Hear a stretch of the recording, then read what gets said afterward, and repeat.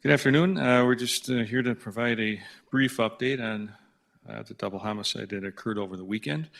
There's not a lot of information that we're able to share at this juncture. The investigation is ongoing and active, and there's many investigative leads that our Criminal Investigation Division personnel are following up on.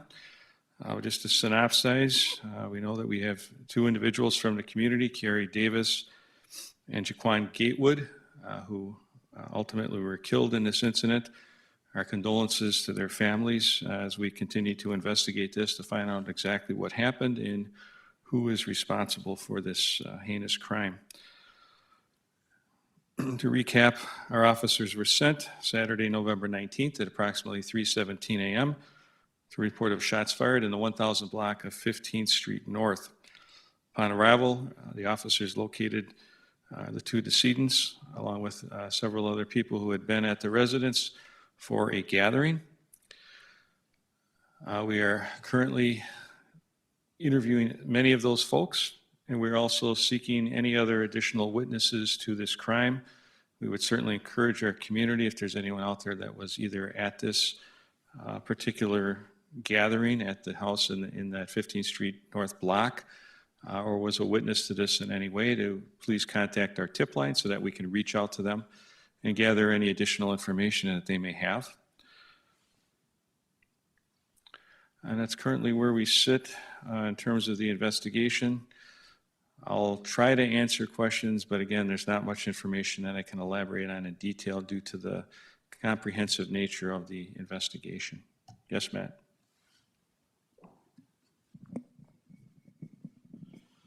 So to clarify, are police looking for someone, or do you think there's been some speculation online that these two shot and killed each other? Can you elaborate on that, just in the interest of public safety, if there's a suspected killer on the loose? Sure. In the interest of public safety, we are extremely confident that everyone in this incident was familiar with everyone else. So there's no random person involved at this juncture, and so from a public safety perspective, we don't believe that there's any other danger to the community. These were all individuals known to each other. We're still trying to work through the why did this happen, who's responsible, and in what way, what led to this act of gun violence. So those questions we really don't have the answers to. And in order to maintain the integrity of the investigation, obviously we can't divulge what we've already learned. So as we know more about it, if we identify a suspect, we'd certainly let the community know once we've honed it down to a particular individual or individuals. Have you guys happened to identify how many people were in the home? You said there was a gathering, but how many? Have you determined that? No, we have not.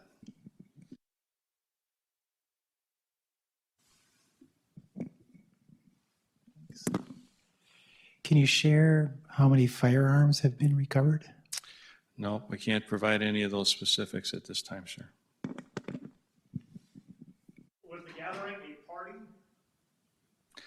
It was a gathering of individuals known to each other. I don't know if I would categorize it as a party at this juncture.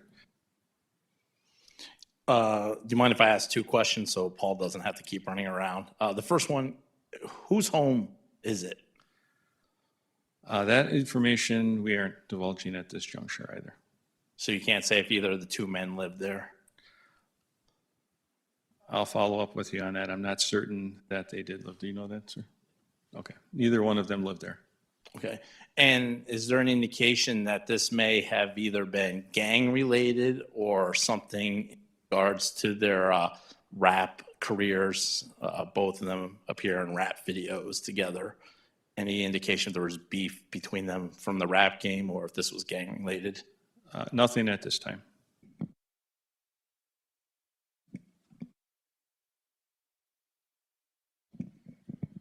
Thank you. Do either of the men, the deceased, do they have criminal past? Are they well known to your department? Also, second question, do you expect to make any arrest in this case? I know that you said that you're looking into all of this, but do you expect to make an arrest in this? Do you have people you might think about putting behind bars? Both prior contacts, right? Yes. Yeah. Our department has had prior contacts with both of the victims.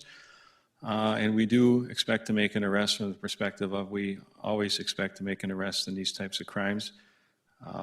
Last year, the exception of one of our homicides was cleared by arrest. This year, this is homicide 4 and 5. The first 3 are cleared by arrest. So I think through the diligent efforts of our department members and help from the community, we will absolutely get to the. Okay, you say you can't say how many firearms were on the scene, but were any of them registered? I'm unable to provide those specifics.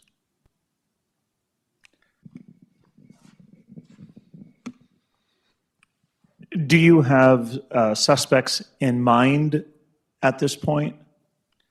No, we're continuing our investigation to try and figure all of that out. As I said earlier, the details of what led up to this are still under investigation. We are still conducting interviews of witnesses and attempting to locate others. And so until we really get those details, we haven't identified any suspects. No suspects identified. Okay, thank you.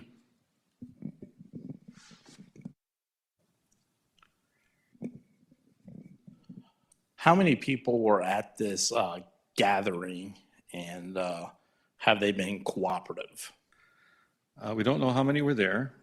We have interviewed several witnesses, so we are getting cooperation from those folks. As we learn more, we'll seek out additional witnesses. And again, if there's folks out there that were present or outside or know what happened, we're certainly interested in speaking with them. We'd encourage them to contact our tip line so that a detective can reach out to them. Can you say who called 911? I wouldn't call 911 with information. I would call the. After speaking to witnesses, is there any preliminary information that you can share that they may have said what had happened at that home? Not at this time. Was there any sign of drug use at this gathering? Again, I can't comment on any of the evidence or anything like that that may or may not have been present. Those are all pieces that are important to the investigation and the integrity of it. And as we interview people, there's details, of course, that would only be known to those who were present. So these aren't things that we can put out publicly at this juncture. How would you characterize, assess, or describe the level of cooperation that the department is receiving from those people who were there? We're getting good cooperation from those that we have talked to thus far.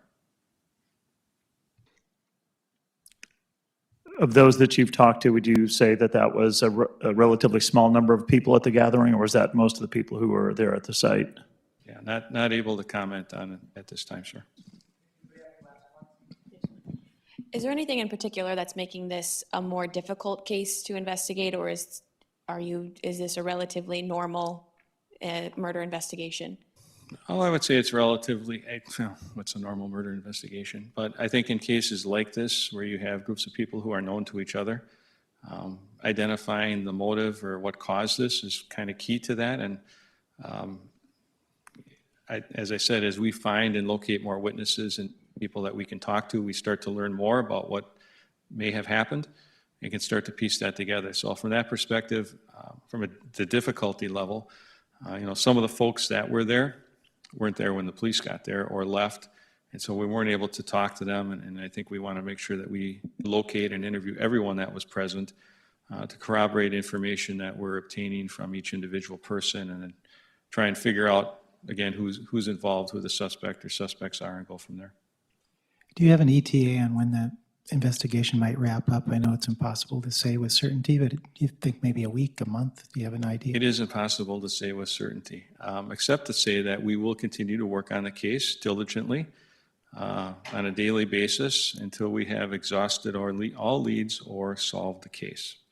So we take homicides very seriously in our department and our community.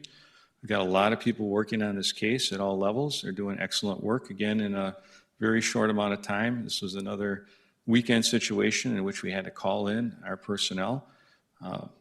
Many of them, 3 a.m, responded to the call to get out to the scene, understanding the urgency of the investigation, did outstanding work, and we're just going to keep working until we've got it figured out.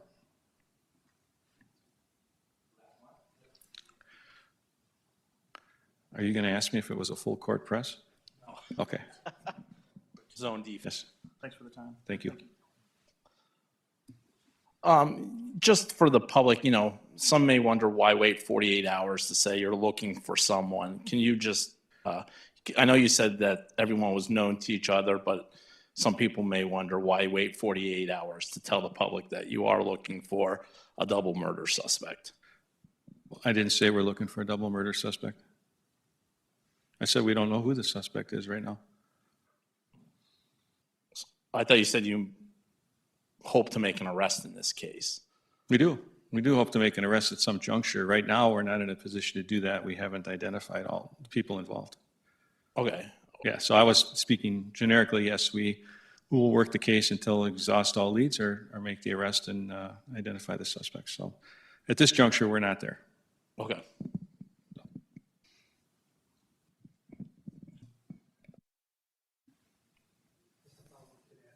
Is it a possibility there won't be an arrest because it was self-contained in this incident? Again, once we get all the details, we'll have to go from there. At this juncture, we're investigating. We've got 2 people who are dead, so we're investigating a double murder. As details come to our attention, again, it could change the perspective. Yes, that's always a possibility.